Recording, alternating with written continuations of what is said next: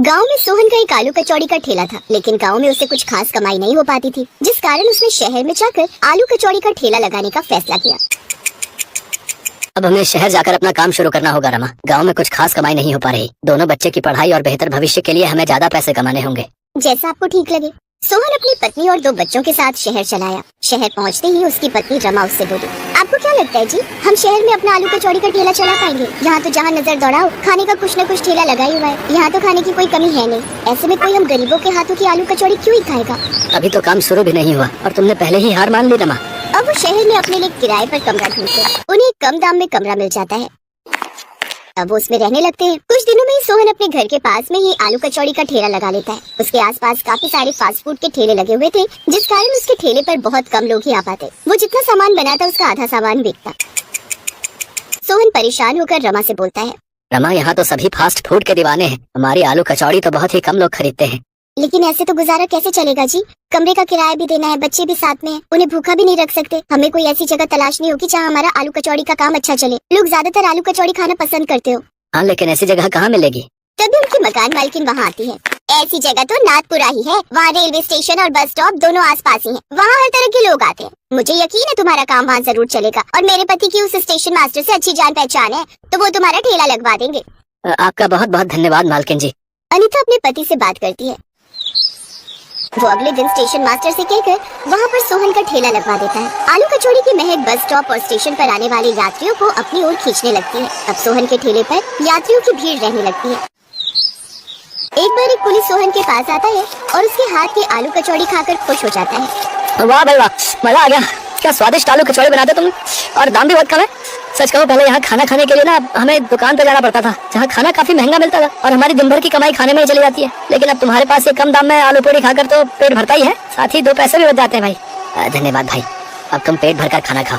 ऐसे दिन गुजरने लगते हैं। अब तो जो रोज की सवारी वहाँ से आती जाती, वो तो सोहन के ठेले पर जाने से खुद को रोक ही नहीं पाते। वो तो अब उसके पक्के ग्राहक हो गए थे। ऐसे ही कुछ दिन बीतते हैं। एक रोज एक सेठ जिसके हाथ में काफी बैग थे, वो सोहन के ठेले के पास से गुजर रहा था कि तभी उसके बैग की टक्कर से सोहन के ठेले पर रखा सामान नीचे गिर जाता है और उसका काफी नुकसान हो जाता है। लेकिन सेठ उल्टा सोहन पर ही चिल्लाने लगता है, तुम गरीबों को भी ना बीच में ही आकर खड़ा होना होता है। मेरा सारा सामान तो गिरा ही दिया, साथ ही मेरे महंगे कपड़े भी गंदे कर दिए। लेकिन साहब, इसमें मेरी क्या गलती? आपकी वजह से उल्टा मेरा कितना नुकसान हुआ है। आप ऐसा कीजिए, मेरा नुकसान भर दीजिए। ये सुनकर सेठ उसे जोरदार थप्पड़ मार देता है। साथ ही स्टेशन मास्टर से उसने शिकायत भी कर देता है। सेठ जैसा बड़ा आदमी होने की वजह से स्टेशन मास्टर सोहन को ठेला लगाने से मना कर देता है। ये सब बातें जब रमा को पता चलती है तो वो बोलती है, ना जाने कैसे आदमी है इस शहर में, अब क्या होगा जी। अब सोहन घर पर ही रहता है। वहीं दूसरी तरफ सोहन का ठेला न लगने की वजह से अब उसके रोजमर्रा के ग्राहक भी काफी परेशान हो चुके थे। अब तो लोग इतना ट्रेन और बस के बारे में नहीं पूछते थे जितना वो सब सोहन के बारे में पूछते थे। अरे सोहन भाई की आलू कचौड़ी में जो बात थी, वो और किसी भी खाने में नहीं। सच में उनकी आलू कचौड़ी की बहुत याद आती है। उनकी बात पीछे खड़ा बिरजू नाम का वही कुली सुन रहा था, जो अक्सर सोहन के ठेले पर आता था। वो सीधा स्टेशन मास्टर के पास जाता है। ये आपने बहुत गलत किया मास्टर जी। मेरी मानिए तो आप सोहन को वापस बुला लीजिए। वैसे भी उस गरीब की क्या गलती? मैंने खुद उन सेठ को अपने सामान से सोहन के ठेले पर टकराते हुए देखा था। उसकी बात मानकर अब वो सोहन को वापस बुला लेते हैं। तुम्हारा बहुत बहुत धन्यवाद बिरजू भाई। अब अगले दिन से सोहन फिर से ठेला लगाने लगता है। उसके पास फिर से ग्राहक आने लगते हैं। सोहन को देखकर सब ग्राहक बहुत खुश थे। कुछ दिन ऐसे ही बीतते हैं। एक रोज जब वो सेठ वहाँ से गुजर रहा था तो उसके हाथ में एक बैग था जिसमें काफी सारे रुपए थे। पीछे से 2 गुंडे आए और सेठ से वो बैग छीनकर भागने लगे। पकड़ो पकड़ो पकड़ो पकड़ो। ये देखकर सोहन ने वहीं रखा अपना बर्तन उठाया और उन दोनों की पिटाई करने लगा और उनसे बैग छीनने लगा। तभी उनमें से एक गुंडे ने सोहन पर चाकू से वार कर दिया। ये देख उसके ग्राहक गुस्सा हो गए और उन सब ने मिलकर उन गुंडों की धुनाई कर दी। सेठ सोहन को जल्दी से अस्पताल लेकर गया, जहाँ उसकी जान बच गई। मैंने तुम्हारे साथ कितना गलत किया। उस रोज तुम्हारी गलती नहीं थी, लेकिन फिर भी तुमने आज मेरे लिए अपनी जान की बाजी लगा दी। कोई बात नहीं साहब, पैसा कितनी मेहनत से कमाया जाता है ये बात मैं अच्छे से जानता हूँ, और इंसानियत की खातिर आपकी मदद करना मेरा फर्ज था। आपकी जगह कोई और होता तो तब भी मैं ऐसा ही करता। सोहन, सच में तुम भले इंसान हो और ऐसे इंसान की मदद मैं भी करना चाहूंगा। अब सेठ सोहन के लिए एक बड़ी सी दुकान खुलवा देता है, जिससे उसके पास और भी ग्राहक आने लगते हैं। अब सोहन खूब पैसे कमाने लगता है और साल भर के अंदर ही वो खुद का घर ले लेता है और अपने परिवार के साथ खुशी खुशी रहने लगता है। बहुत पुराने समय की बात है। ढोलकपुर गांव में गजोधर का एक बहुत ही गरीब परिवार रहता था। वो हर वक्त बीमार ही रहता था। उसकी आखिरी तमन्ना थी अपने बेटे की शादी करा दे वो। मनोज बेटा, पता नहीं ऊपर वाले का बुलावा कब आ जाए। उससे पहले मैं अपनी बहू का चेहरा देख लेना चाहता हूँ। ऐसा मत बोलिए आप, सब ठीक हो जाएगा। भला हम जैसे गरीब परिवार को अपनी लड़की कौन देगा। ऐसी कोई बात नहीं है माँ, क्या गरीबों की शादी नहीं होती? मेरे पिताजी ठीक भी हो जाएंगे और जल्दी मैं शादी भी कर लूंगा। गांव के एक पंडित जी हैं, वो तो हमारे बारे में सब जानते ही हैं। उनके पास कोई ना कोई ऐसा परिवार जरूर होगा जो हमारे घर में अपनी बेटी दे सके। मैं शाम को चाय की टपरी पर जाऊंगा, वहाँ पर पंडित जी हर शाम को आते हैं, वहीं उनसे बात करके देखता हूँ। ठीक है बेटा। मैं आपके लिए काढ़ा बना कर लाती हूँ, उससे आपको थोड़ा आराम मिलेगा। मनोज मेहनत मजदूरी करके अपना घर चलाता था और अपने माँ बाप को पालता था। शाम के वक्त मनोज गांव में एक चाय की टपरी पर पहुंच गया। वहाँ पर गांव के कुछ और लौंडे पहले से ही बैठे थे। और मनोज भाई क्या हाल चाल? बहुत टेंशन में लग रहे हो। अरे चाचा, अपने मनोज भाई को जरा एक मस्त कटिंग चाय पिलाओ। हाँ बस 2 मिनट रुको, मैं चाय बनाता हूँ, पंडित जी भी आने वाले हैं। चाचा तो रुक जाओ, जब पंडित जी आ जाएं तब हम सब एक साथ ही चाय पियेंगे। क्या बात है मनोज भाई, आज पंडित जी की याद कैसे आ गई? कहीं शादी वादी का इरादा तो नहीं है? हाँ? अरे पंडित जी का तो काम ही यही है, वो कहीं ना कहीं से खोद के आपके लिए रिश्ता ले ही आएंगे। वो लोग आपस में बात कर ही रहे थे कि तभी वहाँ पर पंडित जी आ गए। अरे किसका रिश्ता ले आएंगे राजू? चाचा जल्दी से हमारी चाय बना दो। अरे पंडित जी, बात दरअसल ये है कि मेरे पिताजी अक्सर बीमार रहते हैं। मेरे परिवार के बारे में तो आप जानते ही हैं, मैं मेहनत मजदूरी करके अपना काम चलाता हूँ, लेकिन मेरे पिताजी कह रहे थे कि मरने से पहले अपनी बहू का चेहरा देखना चाहता हूँ। तो अगर आप कुछ, बस मैं सब और कुछ भी बोलने की जरूरत नहीं है बेटा। अरे मैं तो तुमसे पहले भी बोल चुका हूँ शादी के लिए, लेकिन तू हर बार मना कर देता था। मेरे पास है एक रिश्ता, वो भी गरीब परिवार के ही है। अगर तू कहे तो बात करूं। हाँ पंडित जी, आपको जो करना है कीजिए, मेरी तरफ से कोई भी रिश्ता पक्का ही है। आप मेरे लिए कोई बुरी लड़की तो लाएंगे नहीं, बस लड़की को मेरा परिवार पसंद होना चाहिए और मुझे कोई डिमांड नहीं है। अगले दिन ही पंडित जी ने दोनों परिवारों को मिला दिया। लड़की का नाम पूनम था। पूनम का परिवार भी बहुत गरीब था। मनोज को दहेज की डिमांड नहीं थी, इसलिए उन लोगों को मनोज का रिश्ता मंजूर हो गया और दोनों की शादी हो गई। आज पूनम की पहली रसोई थी। ससुर जी की तबीयत ठीक नहीं है, इसलिए मैंने हल्का खाना बनाया। मुझे कढ़ी चावल बनाना बहुत अच्छा आता है। आप लोग खाकर बताइए कैसा बना है। सभी ने पूनम के हाथ के बने कढ़ी चावल खाए और सभी को बहुत पसंद आए। ऐसे ही दिन बीतते गए, लेकिन पूनम के ससुर की तबीयत और भी ज्यादा खराब हो गई। सारे पैसे जो बचे थे सब उनके इलाज में चले गए। पूनम, कभी कभी मुझे कष्ट होता है कि मैंने तुमसे शादी करके तुम्हारी जिंदगी भी बर्बाद कर दी। मेरे पास कोई काम भी नहीं बचा और इस बार की फसल भी नष्ट हो गई। जो पैसे बचे थे वो पिताजी के इलाज में चले गए। अब खाने को भी कुछ नहीं बचा। क्या बनाओगी तुम? आप खुद को दोष देना बंद कर दीजिए। मैं भी एक गरीब परिवार की हूँ, मैंने भी बहुत बुरे बुरे दिन देखे हैं। अभी हमारे किचन में चावल और अरहर की दाल बची हुई है। मैं दाल को पीसकर उसका बेसन बना देती हूँ।